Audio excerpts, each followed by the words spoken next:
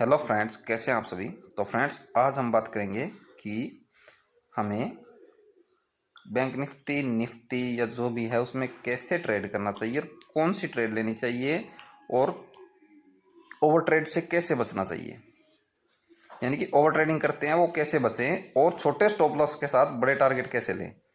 अगर मूवमेंट होगा, अगर मूवमेंट है तो आप ट्रेड करते हो, मूवमेंट नहीं है तो कोई ट्रेड नहीं करता। ठीक है, अगर मूवमेंट है तो आपका बढ़िया ट्रेड रहेगा और दिन में 2 ट्रेड का मौका मिलता है, जैसा कि मेरा एक्सपीरियंस है या फिर मुझे इतना टाइम हो गया और इतने बड़े टारगेट लेता हूँ तो मैं किस बेस पे और कैसे लेता हूँ और कौन कौन सी ट्रेड जो है मैं सेफ ट्रेड करता हूँ और कौन सी ट्रेड के साथ छोटे स्टॉप लॉस और बड़े टारगेट लेता हूँ। तो ये चीज़ पे आज मैं आपके साथ बात करने वाला हूँ। तो इसमें हम देखेंगे कि जैसे बैंक निफ्टी में मेरा मानना है कि डेली 2 ट्रेड मिलती है, वो भी सेफ छोटे स्टॉप लॉस के साथ, छोटे स्टॉप लॉस के साथ और बड़े टारगेट के साथ 2 ट्रेड हमेशा मिलती है बैंक निफ्टी में। मूवमेंट ना हो तो अलग बात है, मूवमेंट हो तो 2 ट्रेड तो हमेशा मिलती है। जैसे कि आप यहीं पे देख लो, आज का ही देख लो, बैंक निफ्टी का प्राइस ऊपर गया, 1 ट्रेड बन गया, बैंक निफ्टी का प्राइस डाउन आया, दूसरा ट्रेड बन गया। तो सिर्फ ये 2 ही ट्रेड लेनी है आपको डेली, ये 2 ही ट्रेड लेनी है आपको। वो कैसे? अब आपको पता चला कि बैंक निफ्टी का प्राइस यहाँ से ऊपर साइड जाएगा, और मेरी जितनी पुरानी वीडियोज़ हैं वो ज़रूर देखना, उसमें मैंने कैंडल के बारे में बता रखा है, स्ट्रॉन्ग सपोर्ट रेसिस्टेंस के बारे में बता रखा है। तो उनको देखते हुए आपको यहाँ पे पता चल गया होगा कि बैंक निफ्टी का प्राइस यहाँ से ऊपर जाएगा। यहाँ पे एक स्ट्रॉन्ग सपोर्ट है, ये देखो। पहले यहाँ पे एक स्ट्रॉन्ग रेसिस्टेंस था जो कि यहाँ पे एक स्ट्रॉन्ग सपोर्ट बन गया। तो आज के लिए वो एक स्ट्रॉन्ग सपोर्ट था, जो ये स्ट्रॉन्ग रेसिस्टेंस है ये आज एक स्ट्रॉन्ग सपोर्ट का काम कर रहा था। तो यहाँ पे प्राइस ऊपर गया, फिर नीचे आया, यानी कि स्ट्रॉन्ग रेसिस्टेंस था। फिर यहाँ से प्राइस आज सपोर्ट लेके ऊपर गया हुआ है, एक स्ट्रॉन्ग सपोर्ट था आज ये। तो यहाँ से आपको पता चला कि कॉल का प्राइस बढ़ेगा, तो एक तो आप कॉल के अंदर एंट्री लेते हैं, तो यहाँ पे छोटे स्टॉप लॉस के साथ बड़े टारगेट की तैयारी थी और बड़ा टारगेट भी मिलता आपको। अच्छा, अब यहाँ पे आने के बाद आपको इशारा मिल चुका है प्राइस के नीचे गिरने का, तो यहाँ पे पुट के अंदर आप बैठते हैं और आपको यहाँ पे दूसरी ट्रेड मिल गई, तो आपको ये 2 ट्रेड मिल चुकी है। तो यही 2 ट्रेड पकड़नी चाहिए हमेशा, यही 2 ट्रेड। अगर आप यहाँ पे बाय नहीं कर पाए, यहाँ स्ट्रॉन्ग सपोर्ट से बाय नहीं कर पाए, प्राइस ऊपर जा रहा है, तो यहाँ पे एक स्ट्रॉन्ग रेसिस्टेंस ब्रेक हुआ तो आप यहाँ पे ट्रेड बना सकते थे। ये स्ट्रॉन्ग रेसिस्टेंस ब्रेक हुआ, देखो प्राइस ऊपर गया, फिर नीचे आया, ये एक स्ट्रॉन्ग रेसिस्टेंस है। तो यहाँ पे इस स्ट्रॉन्ग रेसिस्टेंस के ब्रेक होने पे आप एक ट्रेड बना सकते थे, और यहाँ से देखो प्राइस ऊपर गया, फिर भी आपको एक अच्छा टारगेट मिला है। ठीक है, यहाँ पे आपको एक अच्छा टारगेट मिल चुका है अगर आप ट्रेड करते। फिर यहाँ से आपके प्राइस के नीचे गिरने का आपको इशारा मिला, तो यहाँ पे भी आपको एक अच्छा ट्रेड मिला हुआ है, तो यहाँ पे भी आप ट्रेड कर सकते थे। तो 2 ट्रेड है, अगर इसमें आप नहीं कर पाए तो ये वाली पकड़ लेते। तो मेरा मानना ये है और ये मेरा देखना ये, जैसे कि मैं कभी भी देखता हूँ, तो अगर मुझे पता चला कि प्राइस यहाँ से ऊपर जा रहा है, जैसे कि कॉल का प्राइस है 400 से चला और 470-80 पे पहुँच गया, तो मैं एंट्री नहीं लेता हूँ कभी भी। हाँ, मुझे ये पता चल गया कि यहाँ पे एक स्ट्रॉन्ग रेसिस्टेंस है, ये ब्रेक हो चुका है, तो मैं यहाँ पे एंट्री लूँगा। ठीक है, यहाँ पे भी एंट्री लूँगा, लेकिन मैं इसको ये मानूंगा कि मैं हाई पे बाय कर रहा हूँ। मैं जड़ पे बाय कब मानता?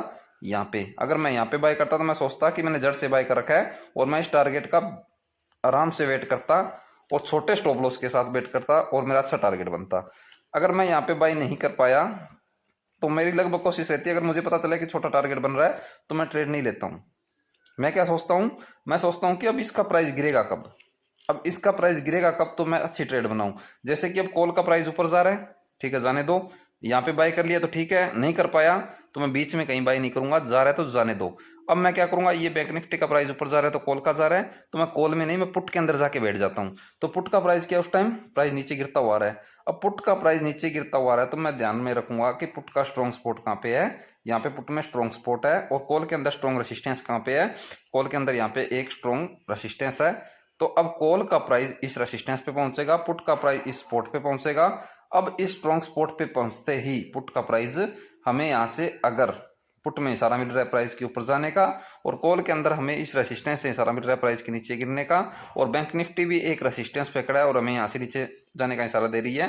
अब अगर तीनों में मुझे सही से इशारा मिल चुका है प्राइस के नीचे और ऊपर जाने का, यानी कि सही से इशारा मिल चुका है कि पुट का प्राइस बढ़ेगा, तो मैं यहाँ पे एंट्री लूंगा पुट के अंदर।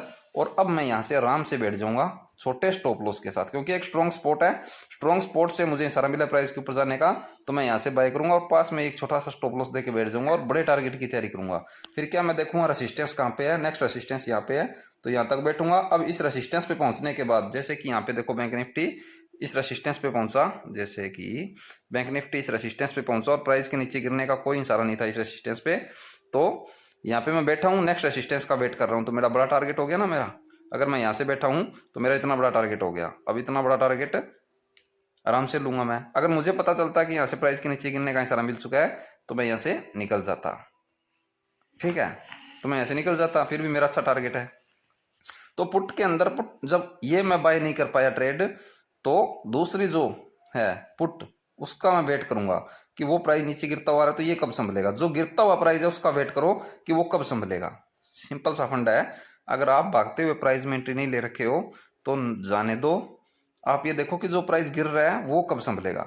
तो गिरते हुए प्राइस पे नजर रखो। जब गिरता हुआ प्राइस जो है वो एक स्ट्रॉन्ग स्पॉट पे पहुंचता है और आपको कैंडल के रूप में इशारा देता है, और तीनों में आप डिसाइड कर चुके हो कि हमें अच्छे से इशारा मिल चुका है प्राइस के ऊपर और नीचे जाने का, तो उसको देखते हुए आप यहाँ पे बाय करके बैठ जाओ। अब आपका ये प्राइस जो है आपको अच्छा टारगेट देगा, पुट आपको अच्छा टारगेट देगा, छोटे स्टॉप लॉस के साथ बड़ा टारगेट देगा, ठीक है। और रही बात, जैसे कि कभी भी देख लेना, जैसे ये रेसिस्टेंस है और ये सपोर्ट है, अगर सपोर्ट से प्राइस चल पड़ा और रेसिस्टेंस तक पहुंचने में टाइम लगा रहा है, अगर सपोर्ट से प्राइस चल पड़ा और रेसिस्टेंस तक पहुंचने में प्राइस टाइम लगा रहा है, जैसे कि ऐसे जा रहा है और टाइम लग रहा है रेसिस्टेंस तक पहुंचने में, तो समझ जाओ प्राइस जो है नीचे गिरने की तैयारी करेगा इस रेसिस्टेंस से। वो कैसे, आप यहाँ पे ये देख लेना कि वॉल्यूम वॉल्यूम चेक करना थोड़ी। अगर आपका जैसे सपोर्ट से प्राइस चल पड़ा, जाने दो, सपोर्ट से जा रहा है, अब रेसिस्टेंस तक पहुंचने में टाइम लगा रहा है, रेसिस्टेंस तक पहुंचने में टाइम लगा रहा है, तो एक तो हो गया कि टाइम लग रहा है प्राइस के ऊपर जाने में। दूसरा वॉल्यूम चेक करो, अगर आपका ग्रीन वाला वॉल्यूम घट रहा है, अगर ग्रीन वॉल्यूम ऐसे घटता जा रहा है धीरे धीरे, तो समझ जाओ कि सपोर्ट से रेसिस्टेंस तक पहुंचने में प्राइस टाइम लगा रहा है और ग्रीन वाला वॉल्यूम जो वो घट रहा है, ठीक है। और रेसिस्टेंस पे पहुंचते ही आपको कोई एक कैंडल इशारा दे दे प्राइस के नीचे गिरने का, तो अब बात आ गई कैंडल पे। तो अगर आपने कैंडल वाली वीडियो नहीं देखी तो पूरी देखो जाके, और अगर वो वीडियो देख लिए तो ये भी समझ में आ जाएगी कहानी, ठीक है। तो वो वीडियो देख लो जाके, नहीं तो मैं थोड़ा सा आपको शॉर्टकट में बता देता हूँ कि कभी भी देख लेना, अगर रेसिस्टेंस पे इन्वर्टेड हैमर बन जाए, स्पिनिंग टॉप बन जाए, बियरिश एंगल्फिंग बन जाए, बियरिश हरामी बन जाए, स्पिनिंग टॉप टाइप डोजी बन जाए, इन्वर्टेड हैमर टाइप डोजी बन जाए, इनमें से कोई भी एक कैंडल रेसिस्टेंस पे बन जाए तो समझ जाओ प्राइस नीचे गिरेगा। और अगर स्पॉट पे कभी भी प्राइस जैसे कि एक स्ट्रॉन्ग स्पॉट पे हैमर बन जाए, स्पिनिंग टॉप बन जाए, बुलिश एंगल्फिंग बन जाए, बुलिश हरामी बन जाए, और पिनिंग टॉप टाइप डोजी बन जाए और हैमर टाइप डोजी बन जाए, तो समझ जाओ प्राइस जो है स्पोर्ट से ऊपर साइड जाएगा। तो अब इनमें से कोई एक कैंडल अगर प्राइस स्पोर्ट से चल पड़ा है और स्पोर्ट से चलने के बाद रेसिस्टेंस तक पहुंचने में प्राइस टाइम लगा रहा है, रेसिस्टेंस तक पहुंचने में प्राइस टाइम लगा रहा है और ग्रीन वाली वॉल्यूम जो है वो घट रही है धीरे धीरे, तो समझ जाओ प्राइस जो है इस रेसिस्टेंस से रिवर्स होगा, प्राइस जो है इस रेसिस्टेंस से डाउन साइड जाएगा। लेकिन यहाँ पे कैंडल भी देखनी है, कौन सी, कोई एक ऐसी कैंडल जो प्राइस को नीचे लेके जाए, जैसे इन्वर्टेड हैमर हो गया, बियरिश एंगल, बियरिश रामी, जो अभी कैंडल बताई है, इनमें से कोई एक कैंडल आपको यहाँ पे इशारा दे दे और वॉल्यूम जो है ग्रीन वाली घट रही है और स्पोर्ट से रेसिस्टेंस तक पहुंचने में प्राइस टाइम लगा रहा है, ये तीन चीज आपको कभी भी मिल जाए समझ जाओ अब प्राइस नीचे गिरेगा। और अगर प्राइस जो आपका रेसिस्टेंस से सपोर्ट तक आने में टाइम लगा रहा है, रेसिस्टेंस से सपोर्ट तक आने में प्राइस टाइम लगा रहा है और यहाँ पे इस स्ट्रॉन्ग सपोर्ट पे आपको कोई एक कैंडल इशारा दे दे, जैसे कि hammer, spinning top, bullish angle, bullish Rami, spinning top type doji और हैमर टाइप डोजी, कोई एक ऐसी कैंडल जो प्राइस को ऊपर लेके जाए, अगर आपको स्ट्रॉन्ग सपोर्ट पे इशारा दे दे और रेसिस्टेंस से सपोर्ट तक प्राइस पहुंचने में टाइम लगा रहा है और रेड वाली वॉल्यूम, रेड वाली वॉल्यूम, रेड वाली वॉल्यूम आपकी घटती जा रही है, तो समझ जाओ अब प्राइस जो है यहाँ से रिवर्स होगा और ऊपर की साइड जाएगा। तो अब प्राइस यहाँ से ऊपर की साइड की तैयारी करेगा, ऊपर साइड जाएगा। तो ये दो कारण, ये तीन कारण याद रखो प्राइस उसके बाद रिवर्स होगा। ठीक है, तो अब आपको क्या चीज़ ध्यान रखनी है, एक तो आपको ये ध्यान रखनी है कि अगर सपोर्ट से प्राइस रेसिस्टेंस की ओर जा रहा है और जाते टाइम लग रहा है प्राइस को ऊपर जाने में, रेसिस्टेंस तक पहुंचने में प्राइस को टाइम लग रहा है, और ग्रीन वाली वॉल्यूम जो वो आपकी घट रही है, और यहाँ पे कोई एक ऐसी कैंडल जो प्राइस को नीचे लेके जाती है, रेसिस्टेंस पे इशारा दे रही है, तो समझ जाओ अब प्राइस यहाँ से नीचे गिरेगा।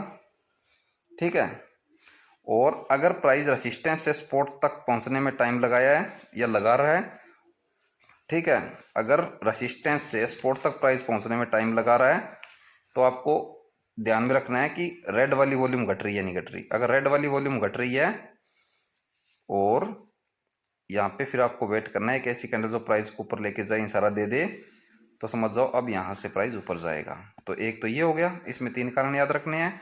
और दूसरा क्या है, आपको 2 ही ट्रेड फाइनल करनी है दिन में। कौन कौन सी, एक तो ये देखो कि जैसे यहाँ पे स्ट्रॉन्ग सपोर्ट है, जितनी भी मैंने वीडियो बनाई है अगर देखोगे तो समझ आ जाएगा कि यहाँ से प्राइस ऊपर जाएगा, आपको इशारा मिल चुका है प्राइस के ऊपर जाने का, और आपको पता चल जाएगा कॉल का प्राइस ऊपर जाएगा, तो ये लेके बैठो। अब इसमें वेट करो जब तक प्राइस के नीचे गिरने का आपको इशारा ना मिले और एक स्ट्रॉन्ग रेसिस्टेंस है, तब तक आप बैठे रहो और वहां तक का इंतजार करो। अब एक ट्रेड ये हो गई।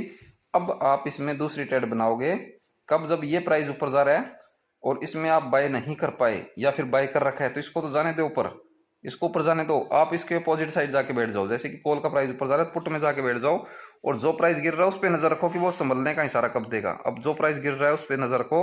अब ये प्राइस गिरता हुआ आ रहा है पुट का, तो इसका ध्यान रखो कि एक स्ट्रॉन्ग स्पॉट पे कब पहुंचेगा। यहाँ पे स्ट्रॉन्ग स्पॉट है, पहुंच चुका है, अब ये यहाँ से संभलने का आपको इशारा दे तो आप अभी इसमें ट्रेड बनाओ और बैठ जाओ आराम से। अभी आपको ऊपर साइड का टारगेट देगा। तो यहाँ पे छोटे स्टॉप लॉस के साथ आपकी 2 ट्रेड बनेगी दिन में, और ये 2 ट्रेड अगर आप सही से पकड़ना सीख गए तो आपको लॉस भी कम होगा, आपको ओवर ट्रेडिंग भी नहीं करना पड़ेगा और आपका प्रॉफिट भी अच्छा रहेगा। बाकी यार प्रैक्टिस के साथ सब चीज आएगी। चार्ट देखना मत छोड़ो, चाहे ट्रेड मत करो, चार्ट देखो, प्रैक्टिस करो, और इस पे जो मैंने आज बताया उस पर प्रैक्टिस करके देखना, आपको 100% प्रॉफिट होने वाला है। तो आज के लिए दो मुझे इजाजत, मिलते हैं कल एक नई वीडियो के साथ। तब तक के लिए जय हिंद, वंदे मातरम।